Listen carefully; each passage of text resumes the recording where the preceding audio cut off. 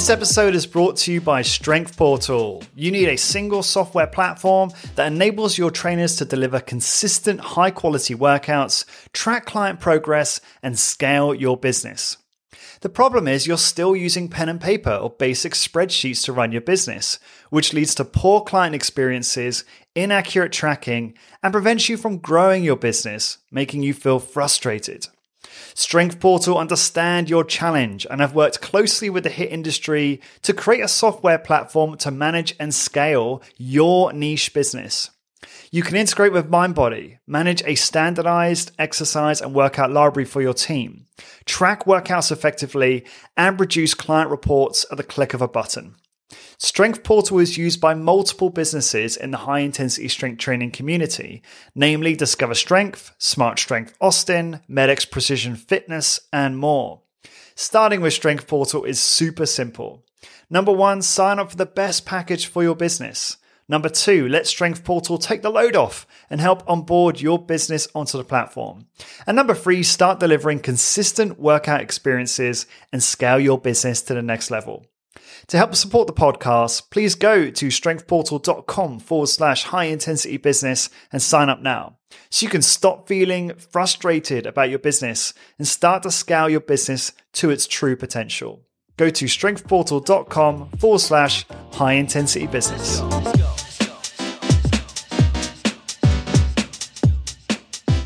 Hey, it's Lawrence here with High Intensity Business. This is episode 395 on marketing with Sherry McMillan. This was a fantastic episode, but it's very brief. So I wanted to record an introduction just elaborating on one of the tactics we talked about to give you some really actionable takeaways so you can start getting results right away. So Sherry and I talk about marketing, and more specifically, we talk about the Northwest Personal Training marketing calendar for next year and the most effective tactics they use in January. One of those tactics is corporate speaking, but I wanted to spend some time right now just going through how do you go about sourcing corporate speaking engagements. I'll give you a couple tips on that. Then how do you go about delivering successful corporate presentations that get results, that get new clients? So again, it was high level in the podcast. When this intro, I'm just going to go through those things. So firstly, let's talk about how do you go about sourcing corporate speaking engagements for high intensity personal training business. So the first thing to do is really to focus on developing relationships with your clients. So this is a fairly obvious one. You want to make sure you're investing in those relationships. You're getting to know your clients. You're taking them out for coffee. You're getting to know what they do for a living, what they value. You're getting feedback about the workout. You're obviously delivering the best customer service and best workout experience you can. And then simply in a moment of vulnerability, you're saying, can you help me? And, I would love to come speak at your, fill in the blank corporation or business and deliver value to your team and show them how they can get much better results with far less time, right? With a high intensity training approach. And more often than not, that person's going to help you. Maybe they have the authority to arrange that on your behalf, or they can at least introduce you to the right person. And that's certainly what's happened for us. And the next thing to focus on is approaching the HR team directly if it's a fairly big business, or a business owner if it's a smaller business, as the business owner is more likely to be responsible for arranging this kind of thing. Just have it in your mind that you obviously want to engage companies where they have a good percentage of your target market. Now, for most of us, if we assume that's busy professionals, then you probably can't go wrong with most companies. Most of them have, knowledge workers, busy professionals in their ranks who would value time-efficient, high-intensity training. You also want to factor in distance. So you don't really want to speak to companies that are too far away from studio. You want them to be within driving distance to studio. And you just want to make sure that the people you're speaking to have the problems that you solve and the problems that you focus on in your presentation resonate with the audience. Just make sure you factor those things into this. So how do you actually go about engaging these people? How do you go about engaging an HR team and engaging the business owner? Well, the first thing you probably want to do is email them directly or send a message via LinkedIn, a brief message, and then follow up with a phone call. So if you want to get their email, there's a great website called rocketreach.co where you can basically find anyone's email address on that. And obviously you can send them a message on LinkedIn. If you can't find their email on rocketreach.co, you can find the basic company domain email. So if it's like, for instance, @abc.com, and you go on LinkedIn and you find that the HR director's name is John, then chances are their email is john@abc.com. So you can try things like that. You might want to be careful getting caught in spam and stuff like that, but you can be creative and try and find their email address that way. Or maybe you find someone who used to work at the company or a friend of yours or someone you know, and you can maybe ask them for help steering you in terms of helping you find those contact details as well. So you want to keep the contact in LinkedIn, the contact on email, brief and to the point. You want to frame it up with them, meaning what's in it for them. So that means, how does this help the company? And how is this going to help the team? You don't want to talk about you straight away, why you're great, why your business is great. You want to talk about, obviously, why you're an authority on this.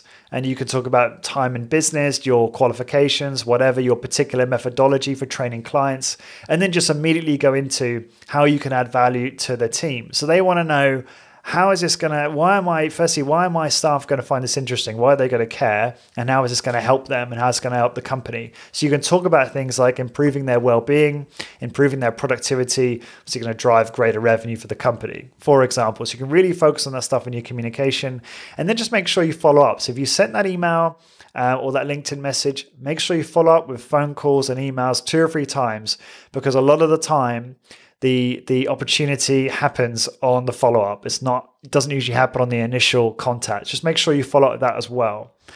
And the last tactics, that's 2. So you've got develop relationships with clients, find those speaking engagement opportunities for your existing clientele. Number 2, contact them directly.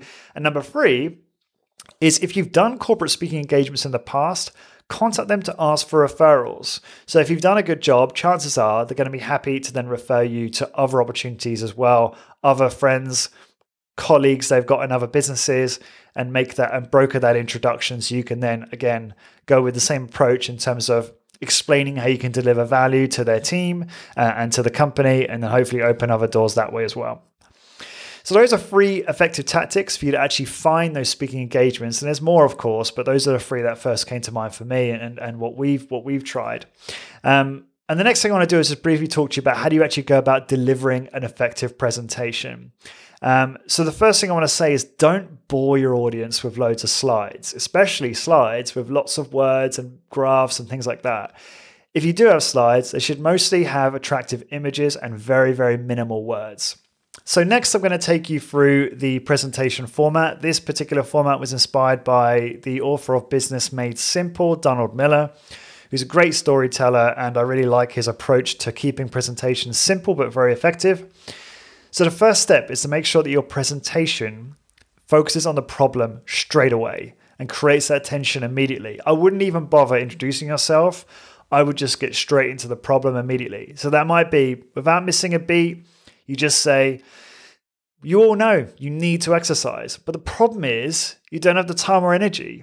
Exercise is the last thing you want to do when you get home at 6 p.m. at night. If you start with something like that, it creates tension. People are going to be the edge of their seats. They want to know more. They want to know how to find the solution to that problem because they all have it. The next step is to start getting into the solution. So you can obviously, I'm going high level here, right? So you can elaborate on the problem and even agitate the problem more, talking about the consequences of it for a couple more minutes there. And then you want to start getting into the solution. What's the solution to the problem? And obviously in our case, that's the efficiency and efficacy of high intensity training, how we can use this really time efficient, science-based protocol to really solve this problem for people. The next part of the presentation will go into, what does life look like once they have that solution, right? People will compliment you on how you look. They'll think you work out all the time, but you'll know the secret. You'll have more energy for work, life, and family. You'll be able to fight off illnesses. You'll be healthier, fitter, more productive, etc. So you're really starting to describe how your solution, or not even your solution you sell, but the solution of high intensity training, which obviously they could do themselves in the comfort of their own home, can really turn their life around and what life looks like on the other side. The next part of the presentation is explain to your audience what they need to do next. Now, again, this doesn't necessarily mean buy your services. This means do the workout. All right. This could mean do the workout. Here's how you do it. So you could literally do a live demo in front of the audience with one of your trainers or one of the audience attendees, or maybe yourself, and just show them exactly what to do. What's the workout? What's the magic? if you're doing it with one of your trainers, obviously you could actually showcase the supervision there and then in front of everyone. So that can, in a way, sell the personal training service that you will plug at the very end of the presentation. So that's that bit. What do you do next? Then the next step, step 4, is what do the audience need to remember? So this is where you want to really summarize the important aspects of the presentation. What is the solution? What does it look like? How do they execute on that going forward? So that might be, hey, you need to do strength training once or twice a week to muscle failure, and then elaborate on that to explain what they need to remember. And then it's simply a close, right? So at the end of the presentation, thank everyone for their time. And then obviously you can say at that point, if you're interested, we provide personalized strength training around the corner, 2-minute drive at our studio. We'd love to get you started, right? And we offer everyone a free workout. And so that's it. That's the format. So it's 5 steps. Start with a problem, solution. What will life look like? What do the audience need to do next? What do the audience need to remember? And then a close, a call to action at the end of the presentation. Now, you obviously want to practice this in front of the mirror or in front of another audience just to really get good at it and become natural at delivering this presentation. You want to keep it quite brief. I don't think you want these things to be really long. I think, if it's a corporate speaking engagement and it's during a lunch hour or something like that, you probably want to try and keep it to 20 or 30 minutes. Make sure you also provide enough time for Q&A as well. You probably want quite a lot of time for Q&A, especially a topic like ours, which is still somewhat controversial. The less is more, aspect of high intensity training is still going to raise a lot of concerns, a lot of questions. And then furthermore, you want to make sure you've got physical handouts. So make sure you've got leaflets, things that you can leave, business cards, things you can leave the audience with to take action after the fact.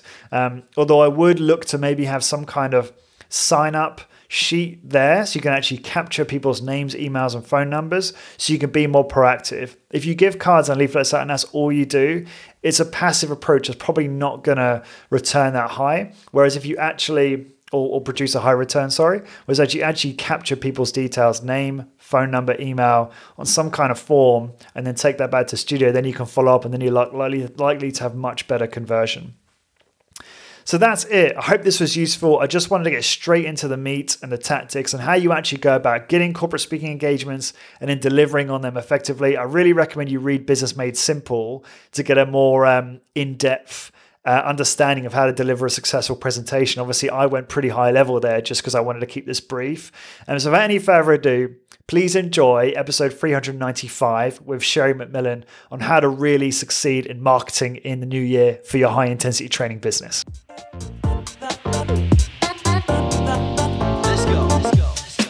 Lawrence Snill here, and welcome back to High Intensity Business. This is the podcast where we provide you with the tools, the tactics, and the strategies to grow your high intensity training business. This is episode 395, and this episode focuses on marketing. It's that time of year. I know a lot of you are thinking about marketing now and in January and February. How do we address a new year rush and other opportunities around this time? I've got the perfect guest for this.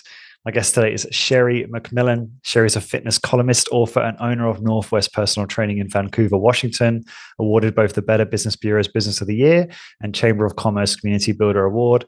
She has been in the fitness industry for more than 30 years, presenting hundreds of workshops while working with thousands of fitness leaders throughout the world. Over her career, she's received numerous awards: the 2010 International CanFit Pro Fitness Presenter of the Year, 2006 IDEA or IDEA Program Director of the Year, inaugural IDEA Personal Trainer of the Year, and 1998 Canadian CanFit Pro Presenter of the Year. And just one more thing to say, some of you will know this if you've heard me talk to Sherry in the past. I was very impressed and interested in talking to Sherry when I learned that she had built 2 boutique personal training studios generating approximately $2 million in revenue and working a very well-balanced 40-hour work week. She's a huge inspiration to my mentor and many of our mentors, Luke Carlson, who's CEO and founder of Discover Strength. He was very inspired by Sherry when it comes to systems and has invested in her education. And that's been a huge game changer for Luke. And also, if you're interested in more marketing stuff, in addition to what we're talking about today, we actually did record an episode, I think it was back end of 2020, which is again talking about preparing for year end and start of the new year. And that's episode 296. with Sherry McMillan. So Sherry, thank you so much for joining me again on the podcast. Great to see you again. Thank you for having me, Lawrence. Thank you. You're very welcome. Not pink hair today, but still very kind of loud, and I love the hairstyle. Crazy. I don't know if you. What was that? I don't know if you remember. It's crazy, but I can see why you envy my hair. Yeah, well, exactly. Yeah, that's the only reason. So yeah, I mean, I obviously want to talk about the marketing calendar. You're sharing your screen with us right now, with the sort of marketing strategy right there. Do you think it's? I mean, I think because we're quite short on time today. I know we're making this really bite size, and we've got obviously 20 minutes. So I think we should really just get straight into the plan and the tactics. But I just want to say, I think it's really important for obviously my listeners, and I want to kind of repeat the marketing fundamentals. Who is your target market, and who is your business built for? Who is the person you want to attract? When you look at your clients, who in your client base is the person who talks about you the most positively, who shares all your stuff on social media, who spends the most money, who is the easiest to retain? That person is probably your ideal target market. So that should be the first thing you obviously identify, because you need to figure out where are those people spending their time, and what messaging is going to resonate with them. Secondly, you need to know what makes your business different. What are your USPs? Not what makes you better, because that's hard to quantify, but what makes you materially different. That might be efficient 30-minute workouts. That might be evidence-based approach to exercise, whatever. But those things are critical before you get to this. So I just want to say that, because it's always really important. Hopefully you agree with me on that, Sherry. And absolutely. And I'm pretty sure you reminded me of that when we last spoke, actually. So let's dive in. Where do we start with this marketing plan? Yeah. So this, we're knee deep into this right now. My personal training director and myself, we have been working over the last, couple months to finalize, what's our plan for 2023. Taking a look at what we've done. I mean, we've been doing this now. We're in this location. We're celebrating our 23rd anniversary. Wow. So we've been doing this for a long time. And in the fall, we always sit down and go, okay, what worked last year? What didn't work? What do we want to keep doing? What do we want to stop doing? What do we want to, continue doing? And, we got to look at the history to see, okay, what was successful?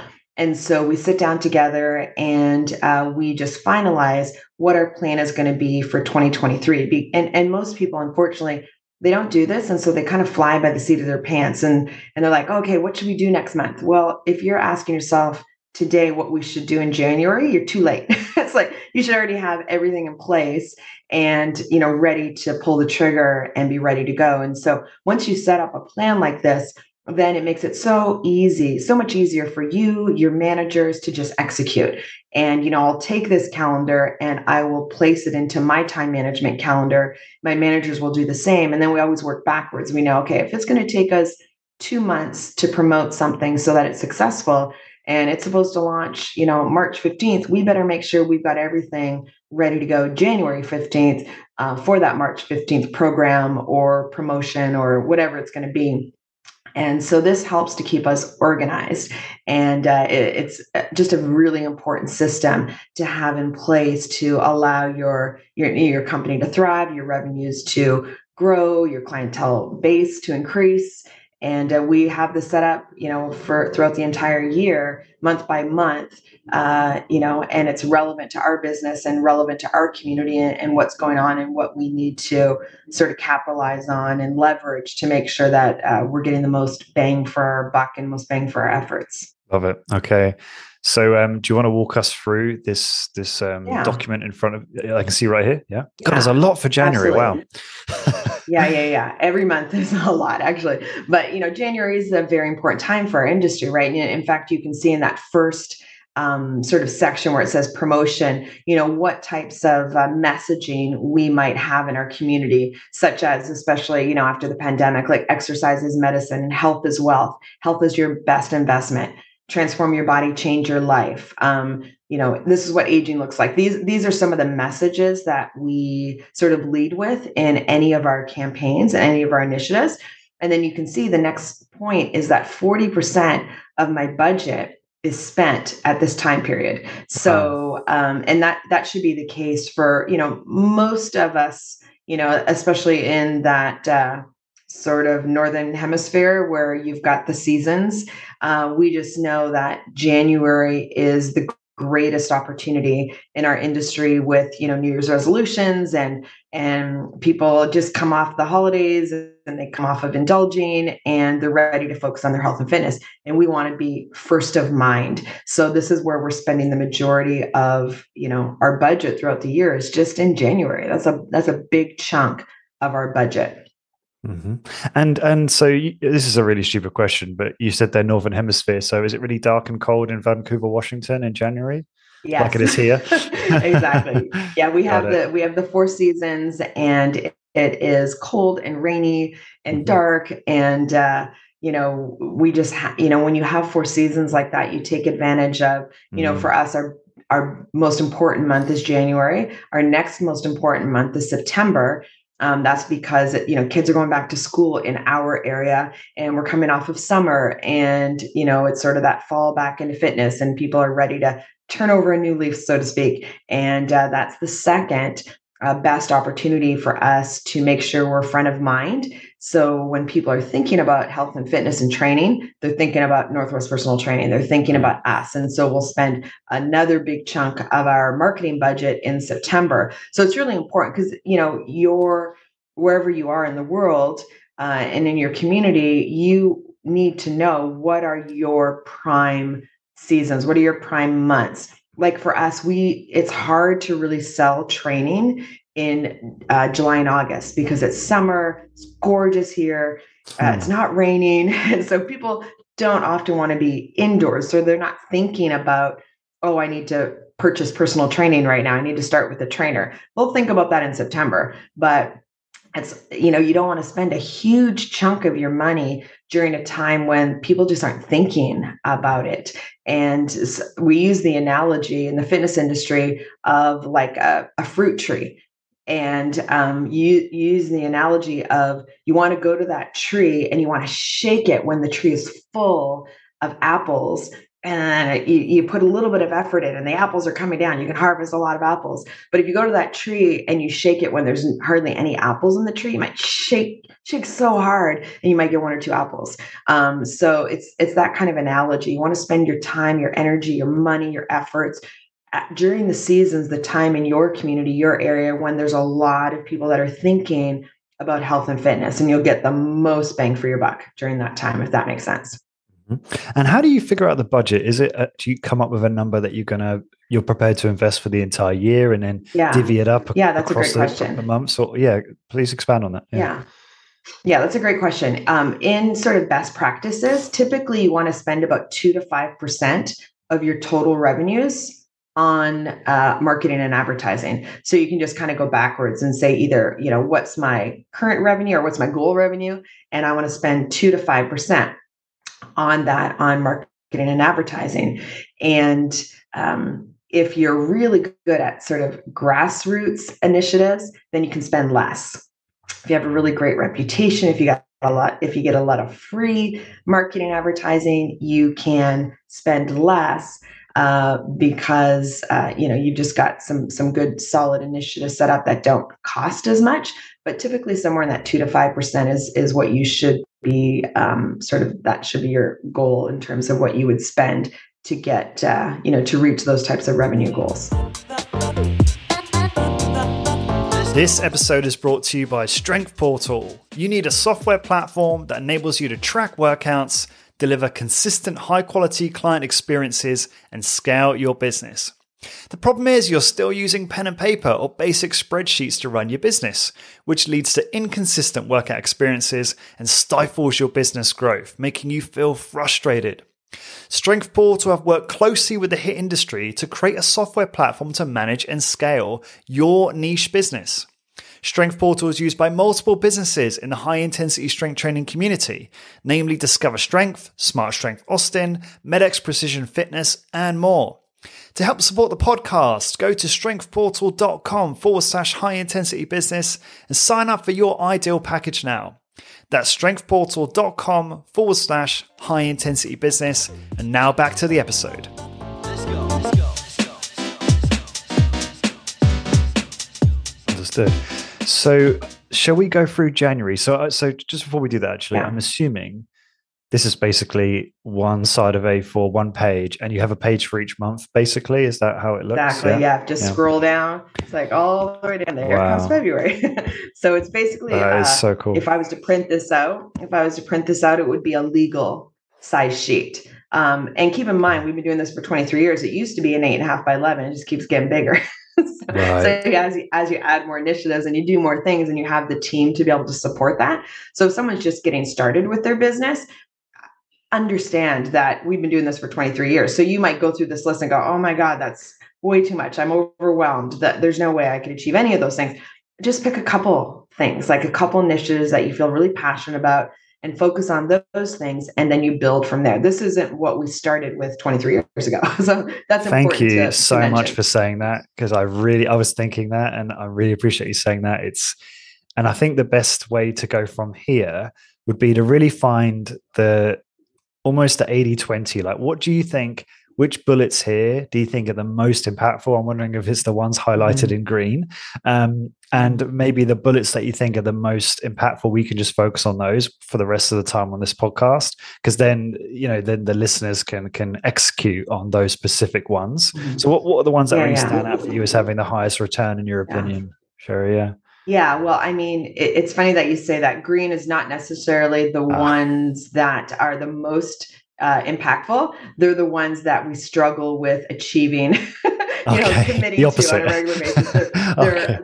They're harder, and it's like, okay, these are things that are good, but they take a little bit more effort. So we kind of just highlight them to remind ourselves that these are good initiatives that we want to take advantage of. So when you go through the list, external marketing is anything that we do outside of the studio, right? Outside of the four walls. So that would include any advertising. So we hone in, because our community is business professionals. So we hone in, if we're doing any kind of advertising or media initiatives, we hone in on our business journal, our local business journal, our local chamber of commerce, our local newspaper focused on the business section.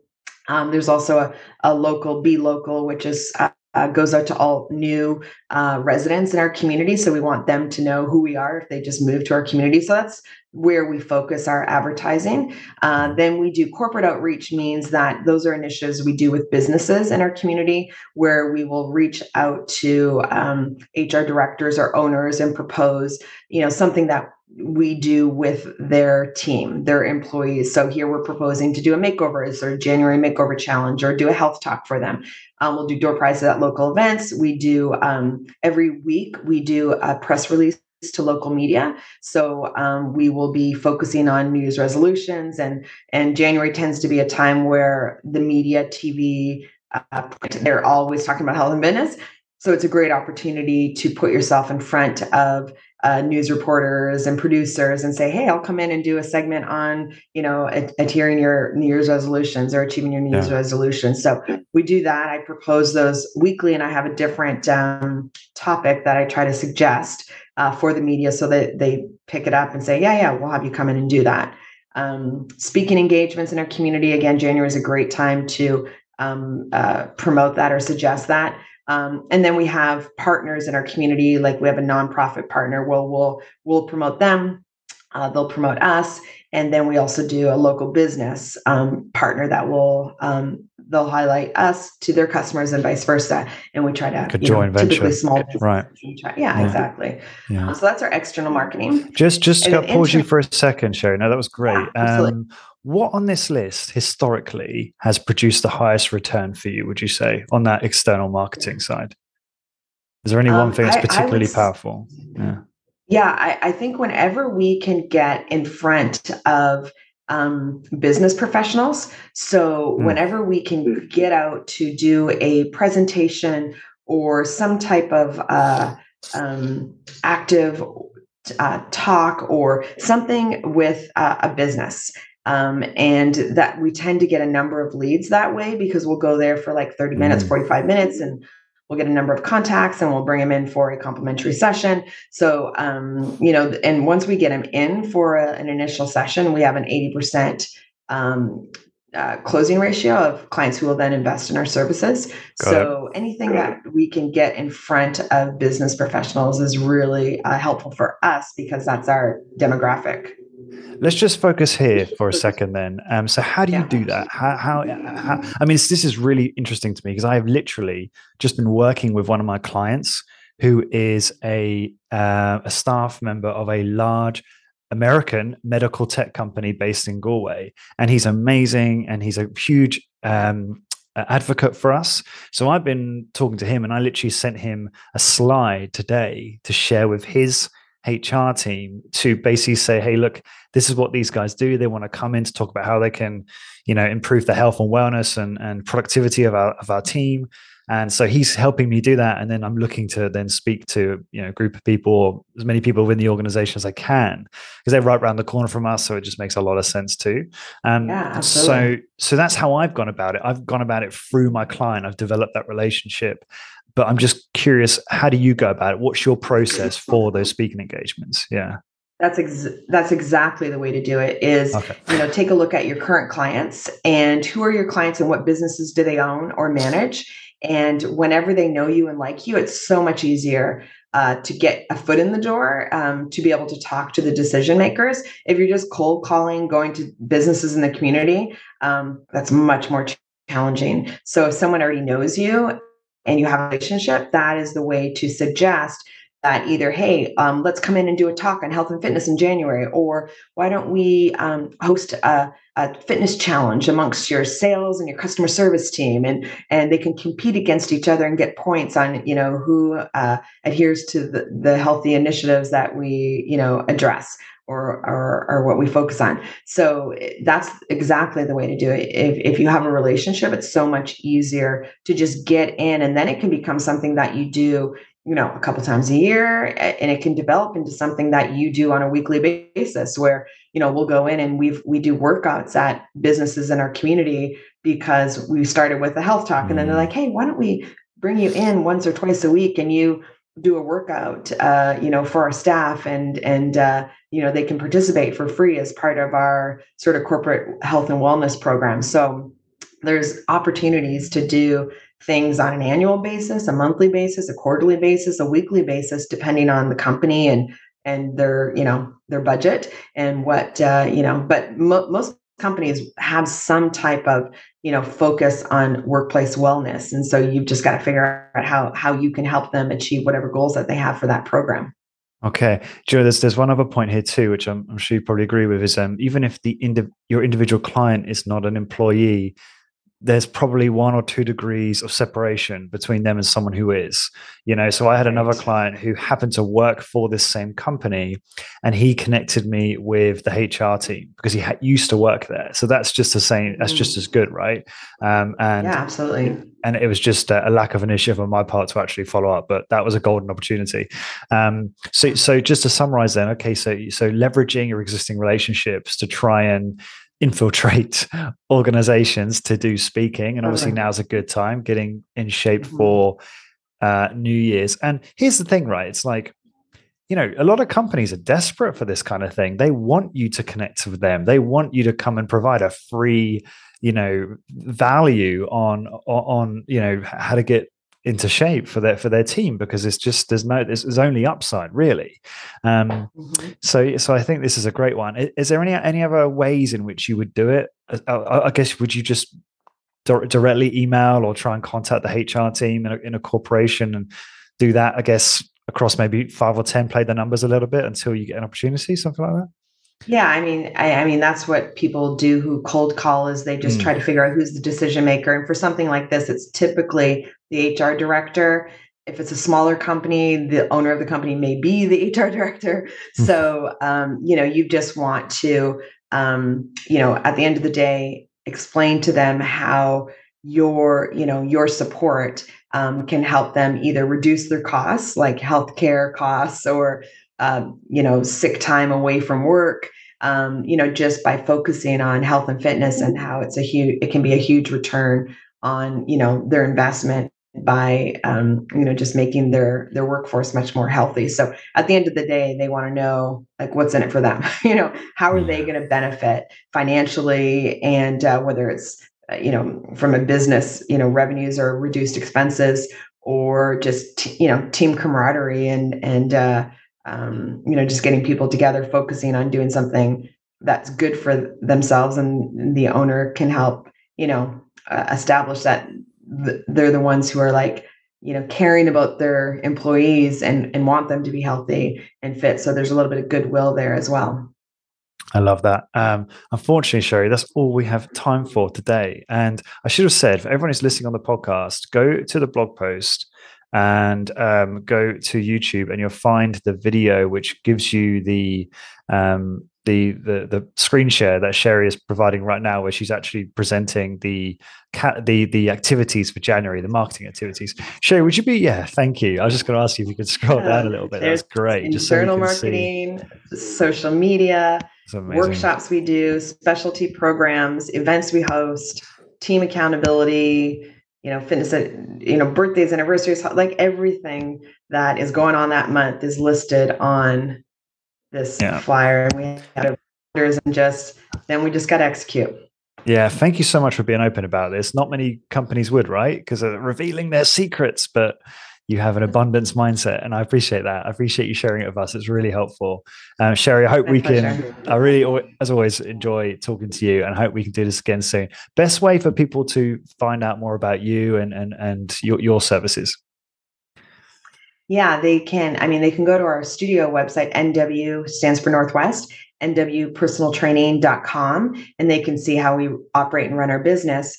And then on the fitness education side of things, it's nwfitnesseducation.com. And that's where they could find any of the resources that we provide for other business owners to help them with systems and tools to help them thrive in their business and their career. Great. And I highly recommend listeners go check that out. Thanks again, Sherry. Always grateful for you. And for everyone listening, to find the blog post for this episode, please go to highintensitybusiness.com.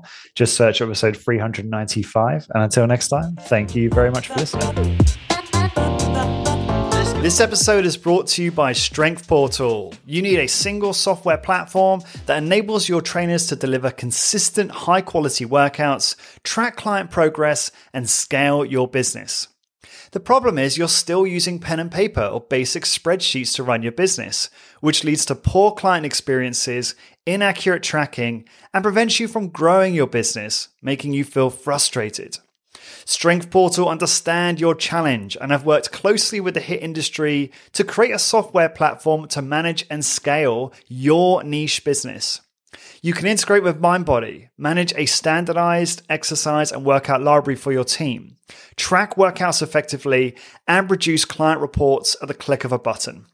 Strength Portal is used by multiple businesses in the high-intensity strength training community, namely Discover Strength, Smart Strength Austin, MedX Precision Fitness, and more. Starting with Strength Portal is super simple. Number 1, sign up for the best package for your business. Number 2, let Strength Portal take the load off and help onboard your business onto the platform. And number 3, start delivering consistent workout experiences and scale your business to the next level. To help support the podcast, please go to strengthportal.com/high-intensity-business and sign up now, so you can stop feeling frustrated about your business and start to scale your business to its true potential. Go to strengthportal.com/high-intensity-business.